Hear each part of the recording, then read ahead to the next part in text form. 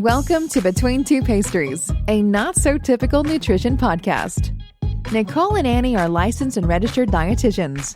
Join them as they discuss hot nutrition topics, challenge popular beliefs, and have a blast doing it. Here are your hosts, Nicole and Annie. Welcome to Between Two Pastries. This is Nicole. Hey everyone, it's Annie. Today we have an interview series, and we are speaking with a panel who had taken our 4-week group series. And we did a 4-week group series where we broke down mindfulness and intuitive ways of an intuitive approach, I should say, around eating, around movement, and then also how that works with stress and how it kind of ties in, body and mind and health and all of that.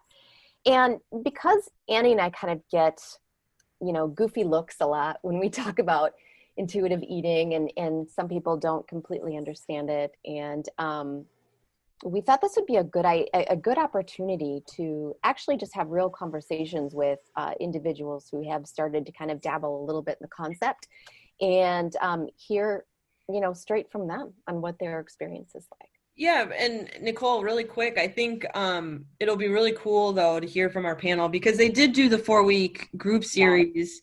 Yeah. But that doesn't necessarily mean that intuitive eating is a flick of a switch kind of a thing. Absolutely. Right? And now all of a sudden we can be intuitive. It's really challenging. I mean, I still work on intuition. And I think to myself, I'm not hungry, I'm bored, so I'm going to eat something.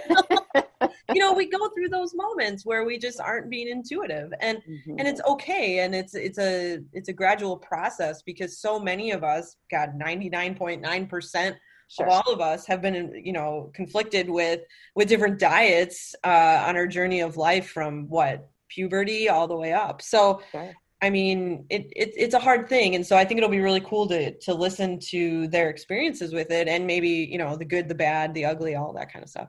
Well, hello, everybody. Hello. Hi. Hello. Yes. Well, first we want to absolutely thank you all for, really donating your time and your thoughts, and just really appreciate you guys. It was funny. I was having dinner and I was thinking, these guys are awesome. I was just thinking, you guys are so awesome for doing this, and I just love it. I love it. So I really appreciate all of you for being here. Mm-hmm. So yeah. So what is your experience with intuitive eating in general? Dan, we'll start with you. Okay. I mean, I guess, from what you guys had talked about, it kind of made me realize too, intuitive eating is, I guess, something we had all kind of started with and then unlearned just as kids. And I can see it in my kids as they just kind of will circle through the kitchen and, grab snacks and move on. And I'll know they'll come back and get filled up when it's time. And I struggle with being okay with them doing that as much as I struggle with myself. Sure. Not, constantly snacking. I kind of want to do both. I want to gorge at the meal, and then I also want to circle back and snack. I am right there with you. That's tough.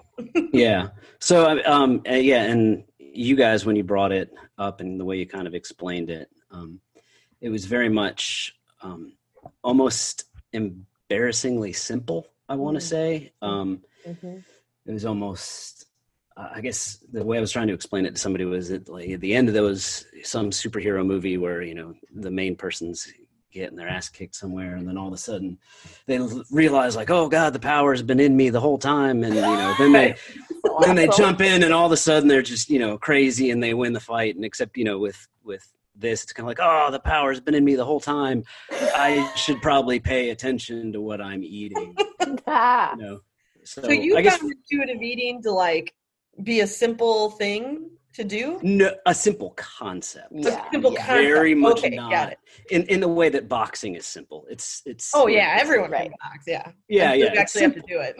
Yeah. So for me, it's intuitive eating is kind of first step is learning to recognize my habits. Yeah. And then my body doesn't speak to me as much as I need to ask it the questions first is the stage I'm at. So. Yeah. Do you Yeah, feel like you that's- practice that? Like, do you catch yourself talking to yourself? Yeah. Okay. My go-to question is more of, do I really need this extra piece of pizza, or do I need this Reese's peanut butter cup?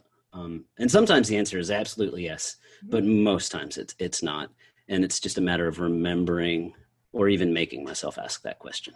Wow. So, and like I said, it's a simple idea on its face, and it is ridiculously hard for me It's like Russian. to practice. Yeah.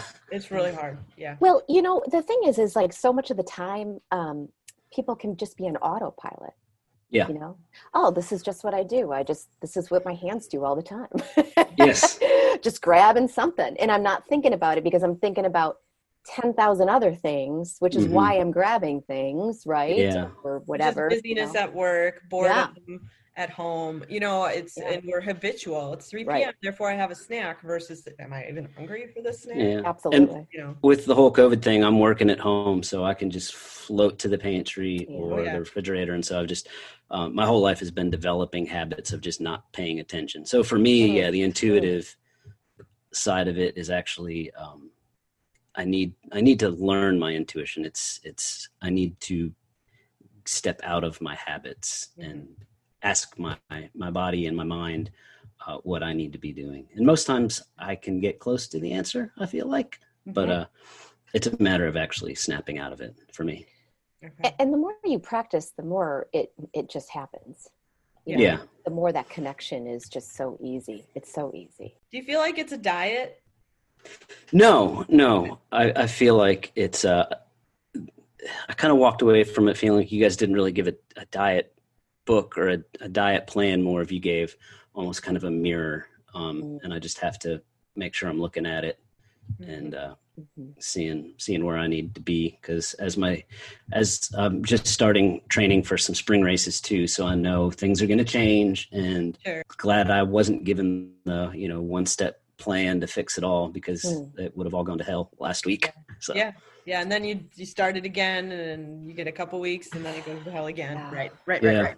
It's good to hear that you've been able to apply some of those concepts of intuition to whether it's movement, to stress, to eating, whatever it might be. I mean, just intuition is not just about food. It's about like whole body connection. And I know that sounds so like, yoga instructor-y, but like it really does amount to just like getting in tune with your feelings again. And that's a hard concept for adults to do.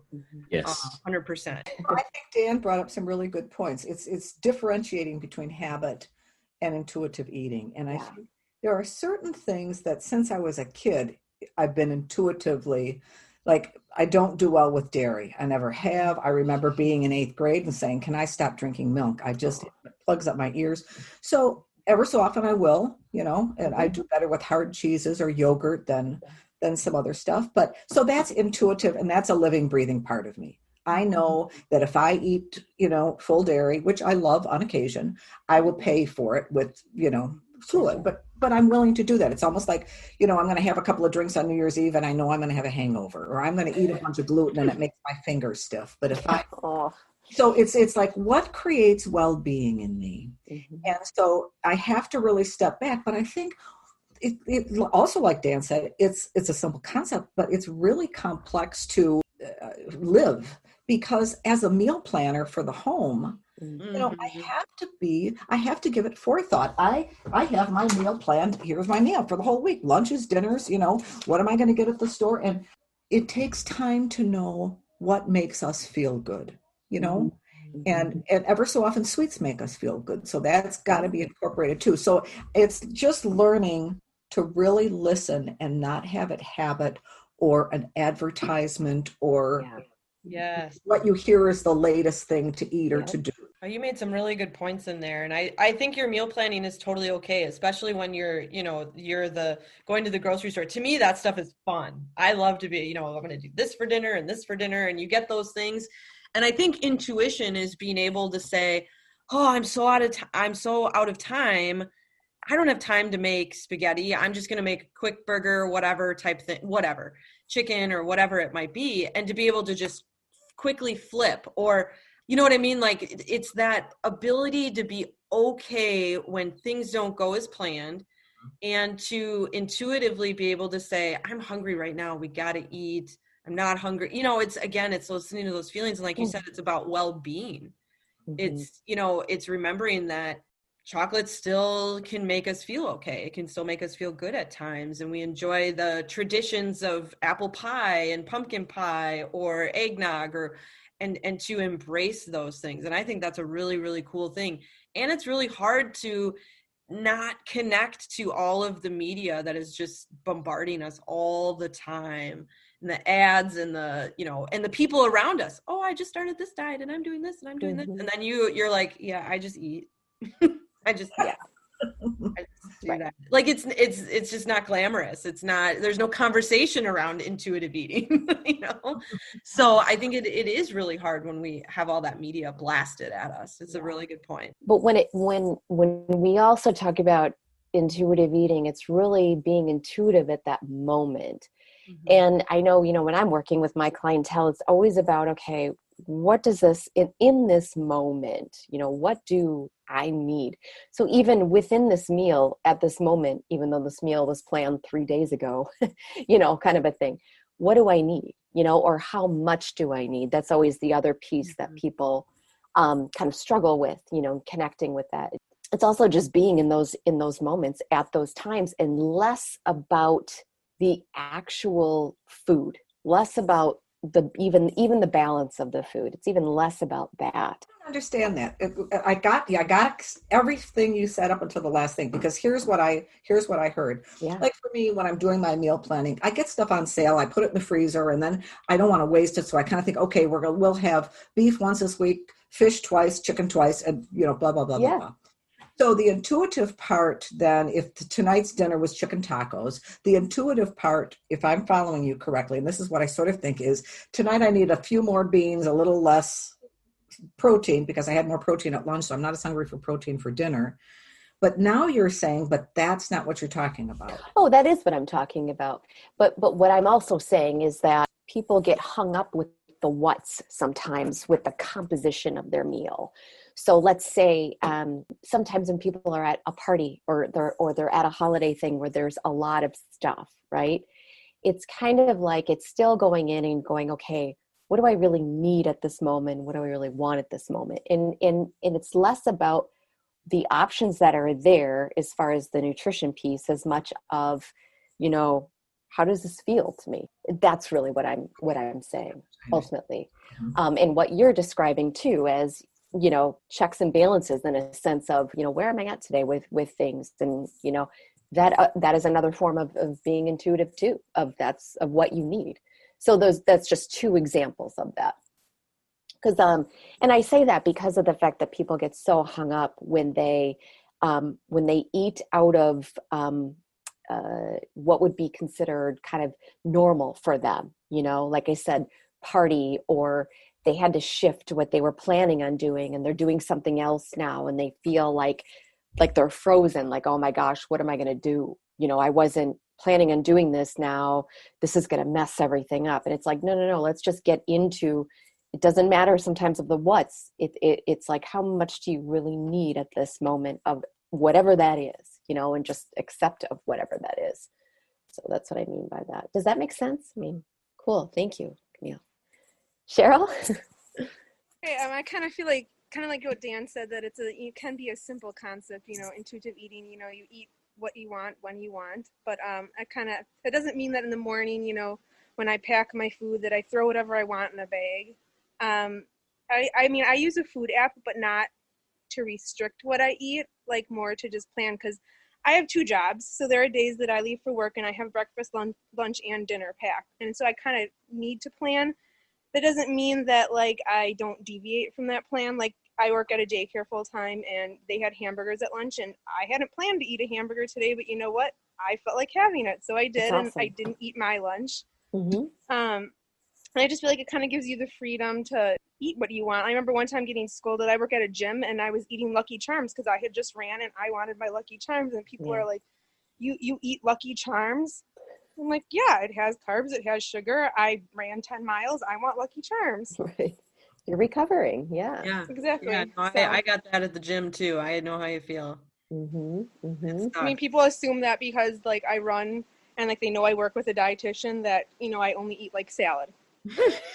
Oh, it's just mind blowing, like the stereotypes around all of that. You know, I mean, it's just fascinating, and no one wants to give it up. They just want to hold on to those stigmas so bad. And it's just like, you can find so much wellness from having Lucky Charms at the right time. You can get a lot out of that at the right time, you know, and it can help you. And that's what's just, people don't understand that on a scientific level, and also probably a physical level, mental level, just with, you know, like Lucky Charms, we've been told how many times by how many different commercials that we shouldn't eat that, you know, and it's just, it's really sad, you know, it's just, there's a time and a place for all foods. Right. Which is why we take the emphasis sometimes off of the what.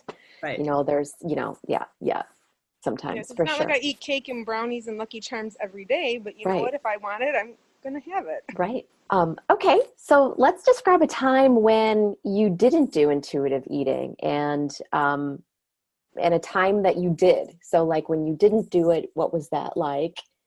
And when you did do it, what that was like? I have examples of both within the last few days. I mean, great.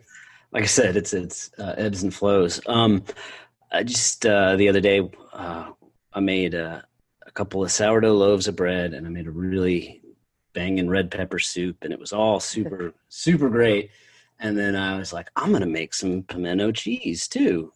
And wow. Yeah. But my pimento cheese makes literally a pound of pimento cheese. So I was like, I'm eating healthy with bread and soup. And then I pounded that pimento cheese all night. I mean, how often do you make it? Not that often. Not that often. But well, maybe that's the key. We've got to make it more often. that might be. I just kept going, even to the point where I wasn't hungry for it anymore. I just wanted the salty, fatty flavors more than I didn't beat myself up too much about it. But I went above and beyond. And then for intuitive, I've gotten better about it during the middle of the day.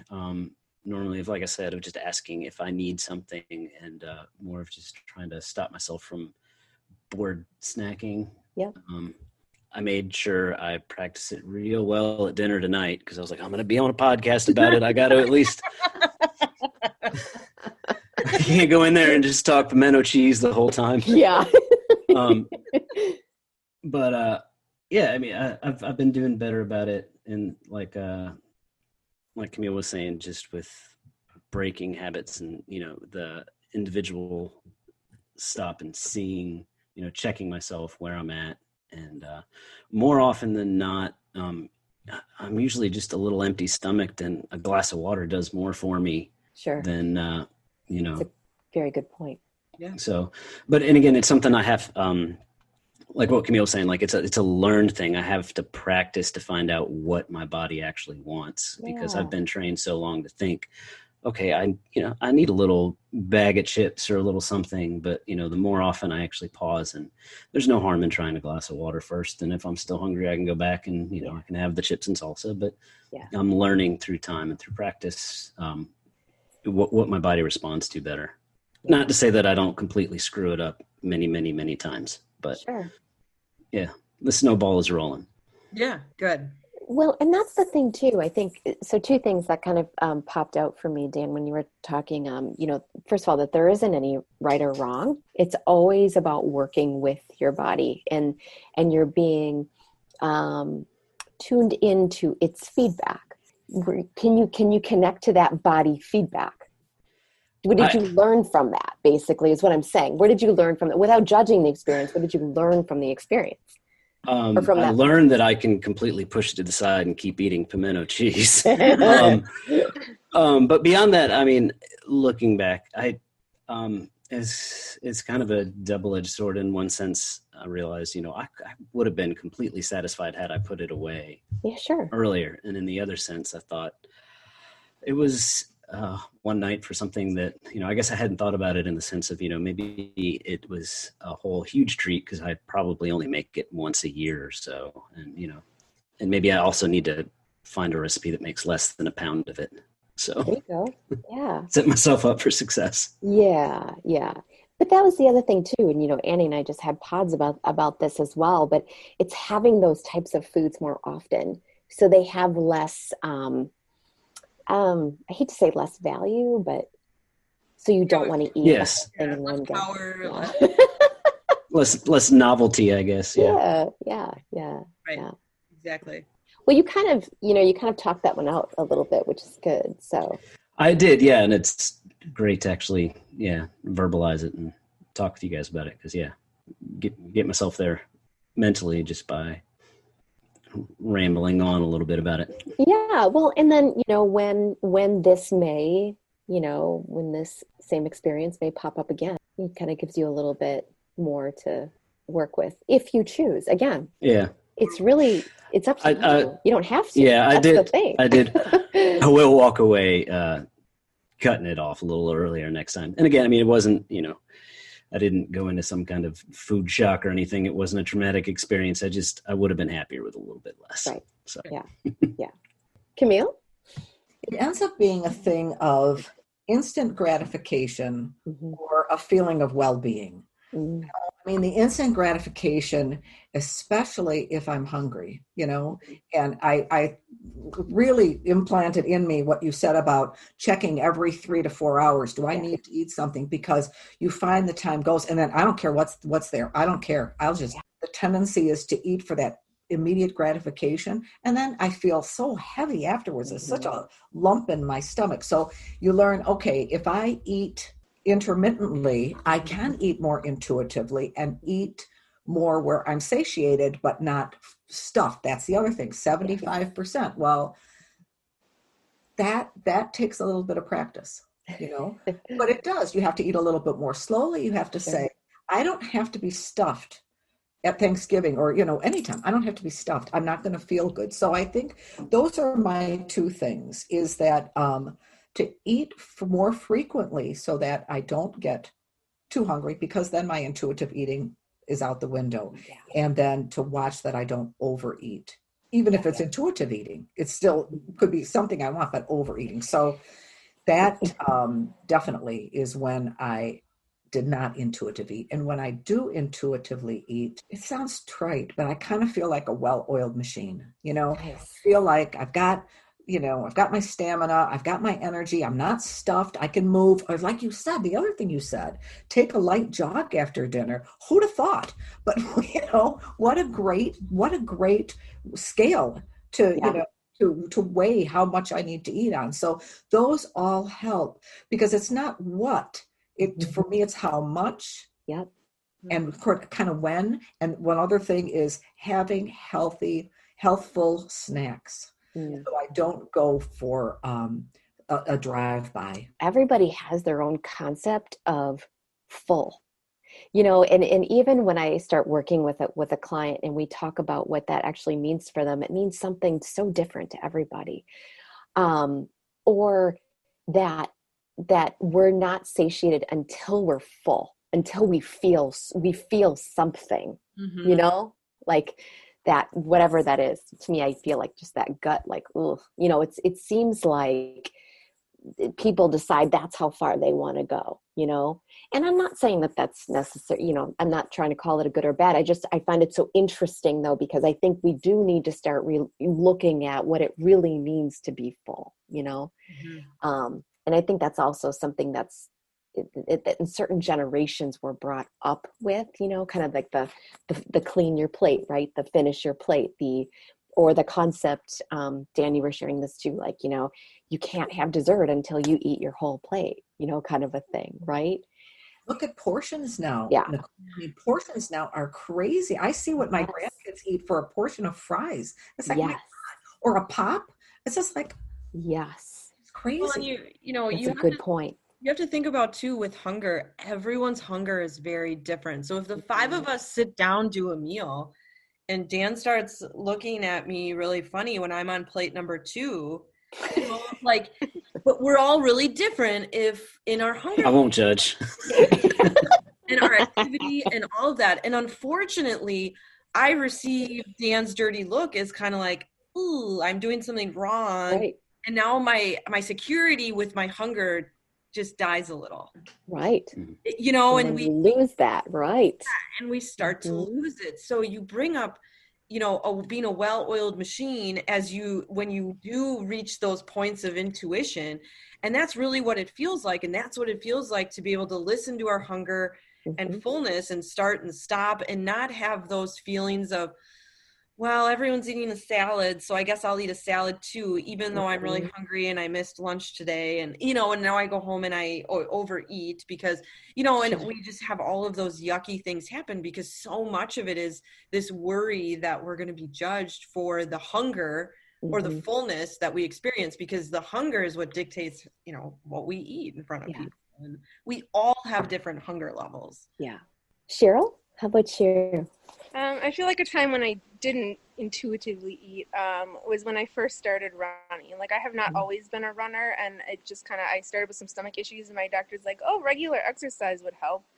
So I just kind of started running, and then when I found out I liked that, I'm like, well, if I want to be a good runner, I can't eat this ever, and I can't eat this ever.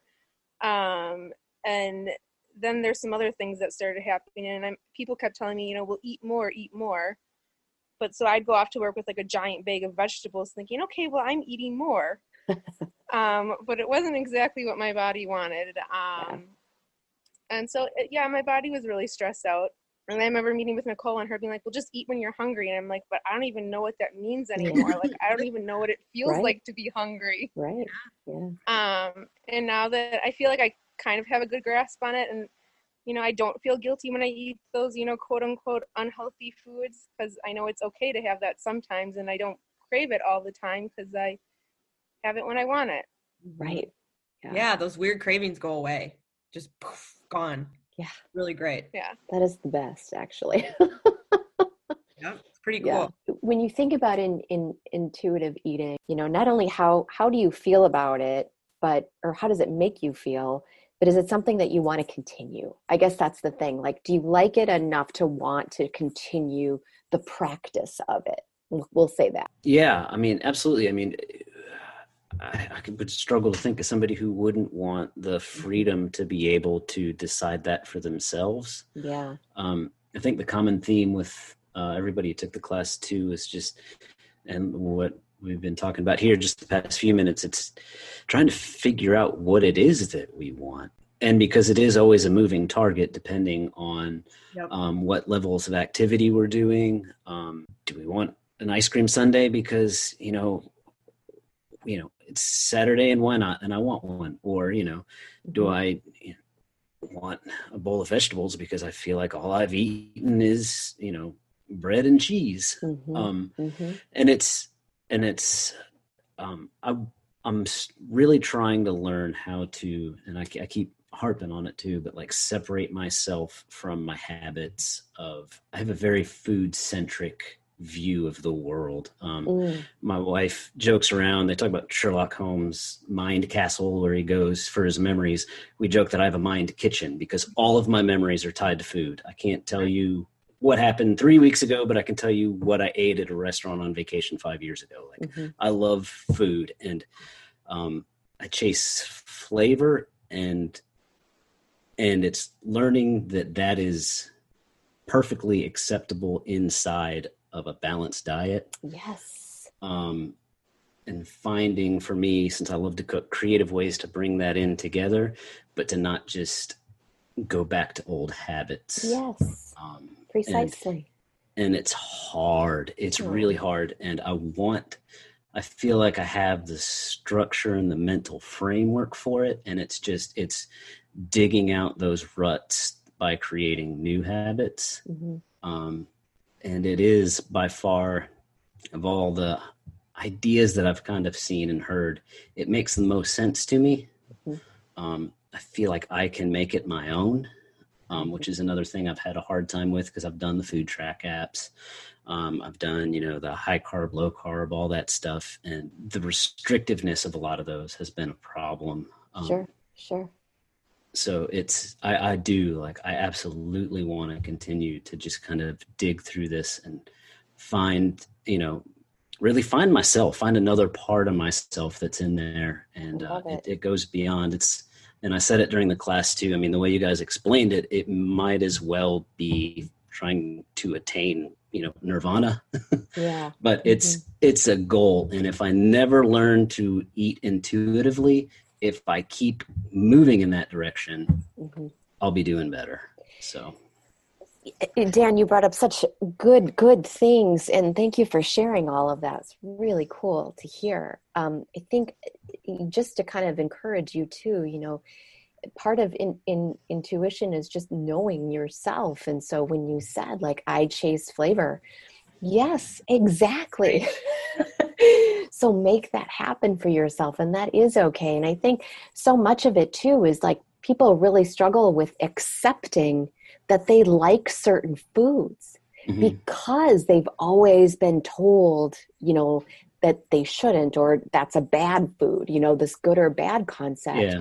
Right. And I think that's what's so important is like, no, it's important that we know what we like, the textures, write down the textures even, and it's okay to seek out those types of things, and to get what you want, what you need there. That's part of it. So. Yeah. And it's like Cheryl said, I don't, even becoming a runner, and I knew I need to fuel my body right. Like I can't just eat salads. Yeah. And yes, of course. It's not a thing. So, yeah, no, that's not gonna feel good after a while. Right. I'm gonna learn that the hard way. Yeah. Well, thanks, Dan. That was awesome. Yeah. Like I feel like especially with everything that's going on now, like there's so much like outside stress in the world. And I feel like when you eat intuitively, that kind of takes the stress away from food. Nice. And like, like there are days, like I said, that I, go to the gym and then I go to my full-time job and then I go to my part-time job. And like, that can be stressful enough. I don't need to stress out about like, what am I going to eat? No, I can't have this. And, Awesome. obviously, like I said, I plan my meals, but like I can also deviate from them, but I don't need to stress out. Like I can't eat this. I don't need to make food more of a stressor. Yes. So I feel like when you eat intuitively, you don't stress out about, oh, I ate that. Very well said. Yeah. Very well said. And that's another thing. I think we were just talking about that, like how individuals really struggle with that. Like you just said, it's like, I sometimes I have to deviate from that, and it's okay. And, Annie and I were kind of talking about this too, I think, but it's like when you stress more about it, it creates more of an issue, and you're more likely to even rebel more with eating more, like again, completely it's like just disconnect. No. Yes. Being told no as a child, and therefore that's all I can think about now. That's all I can do. Yeah. Right. Or you're almost punishing yourself then by, whatever, we start going into different forms of behavior around it. It's really fascinating. So anyway, thank you, Cheryl. Well, and I think that, like we've been talking about, when I listen to my body and what I really want and try to block out what other people tell me I should do, like my breakfast, what I like for breakfast grosses most people out. So then don't watch me eat. Do you know what I mean? Yeah, totally. Anyways, and I tend to eat a little more frequently in the morning, and then I, have a snack in the afternoon. But it's just me. I kind of have to have two breakfasts, just, how it is. Absolutely. And, I have had to just be okay with it. And now, and so Dick and I, my husband and I, just sort of, we go our own way for breakfast. That's very funny. All, and then we agree to have dinner at the same time and eat the same meal. And we can negotiate intuitively because we're similar enough to do that. But yeah, I think it is learning to be okay with your own quirks or your own senses. Well, especially when we're told that those quirks are wrong. Sure. I remember having a client who, she's like, man, Annie, I don't want to give up the cheese and, the glass of wine, 6 crackers and a couple pieces of cheese I have at night. But, everyone keeps telling me that's what I need to do in order to lose weight. And I'm like, you don't have to give that up. If that's what you really value and you savor it and you love it, and that's what, brings joy to your evening life, you don't have to do anything that people are telling you to do, you know, and that's the beauty of intuition, is we can really truly start to enjoy things so much more when we set those judgments aside, or judgments we think we're going to hear from people, and really just say, like, these are my quirks, this is what I love, and this is okay. If I'm going to eat pimento cheese, then that's what I'm going to do. Right. You know? And that's okay. But those quirks it's not a bad thing to have them. But I think we're just so, I don't know if we're conditioned to just think that, you know, those are things we shouldn't be doing. And that it's too bad, because there's nothing wrong with having 2 breakfasts. There's nothing wrong with, you know, having food because we're runners, or, you know, not eating salads or whatever it might be. Or sometimes I don't like kale. I think it's stupid. So Right. I'm not going to eat that, you know, and it's okay to have those things. I want everyone to know that always. Any closing thoughts anybody have? Just a thank you. The class was really eye-opening for me, and in the way I approached food, not just and I mean not just food, but physical activity and everything, and how kind of my goals were misguided, and I couldn't hit my target because I wasn't really aimed at the target I wanted. And I feel like I've kind of realigned a lot of things, and I'm really kind of at the same place I would have been had I been stressing food and exercise a lot more. I'm at the same place. My body's doing the same thing it does every year. I'm a lot less stressed about it. And you guys have given me just a calm to know that I'm going to accept where I'm at, because it's, you know, it's okay where I'm at, and I know my path forward. So I'm going to follow it. And so thank you guys for that. Very cool. I want to thank you both as well, because you brought so many good pointers in there, and so much that I've just, you know, just really sinking in, that's changing my day-to-day attitude towards food and my day-to-day patterns with food. And this discussion was incredibly helpful just to hear more about intuitive eating and how people are working with it, and then with your guys' input. So thank you. Yeah, thank you too. It's just it's so nice to like have people to tell you simple concepts. Like, it sounds simple, but you don't always realize it, and it's nice to have people like willing to help you, that want to help you. That's awesome. Thank you. Absolutely. Well, thanks so much for your time tonight, guys. We so appreciate it. We are all signing off for the evening, and look for another round of that same program at some point. Andy and I will be running that. So I will recommend it. Aw. Thank you. Thanks, guys. Thank you, guys. Have a good night. Have questions you want to hear discussed on the show? Find us on Facebook or visit betweentwopastries.com and drop us a line. Want to support the show? Find us on Patreon for exclusive content. If you love the show, find us on iTunes or your favorite podcast platform. Hit the subscribe button and leave us a review.